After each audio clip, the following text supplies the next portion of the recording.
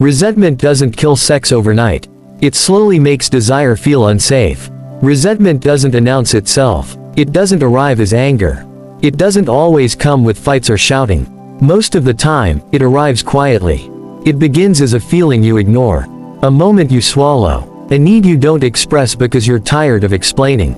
And over time, that unspoken weight settles into your body. This is how desire starts to fade.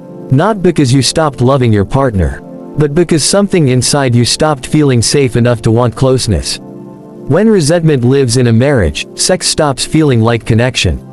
It starts feeling complicated. You remember the times you reached out emotionally and felt dismissed. The times you tried to explain your feelings and were told you were overreacting. The times you carried the emotional load alone. You don't forget those moments. Your body remembers them, even when your mouth stays silent. So when intimacy is expected, your heart hesitates. Not out of punishment, not out of control, but out of self-protection. Resentment teaches you to guard yourself. It whispers, don't open up. Don't hope too much. Don't make yourself vulnerable again. And desire cannot survive where vulnerability feels risky. You may still show up. You may still say yes. You may still perform intimacy. But something is missing. The warmth, the eagerness, the feeling of being emotionally met. So sex becomes mechanical, routine, or avoided altogether. Not because you don't care, but because caring has hurt too many times.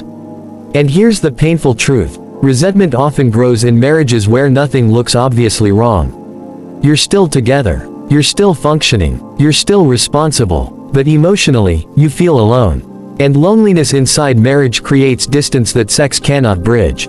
This is why forcing intimacy doesn't heal desire. This is why pressure makes things worse. This is why we should be having more sex often deepens the gap. Because the issue was never sex. It was the unspoken emotional injuries beneath it. The unmet needs. The unheard feelings. The moments you learned it was safer to stay quiet than to be honest. And when resentment is left unacknowledged, desire doesn't just disappear. It withdraws. Gently. Quietly. Protectively. If this feels familiar, nothing is wrong with you. Your body is responding to emotional distance. Your lack of desire is not a failure. It is information. It is telling a story about what hasn't been healed. You don't need to shame yourself for this. You don't need to force yourself to feel something you don't.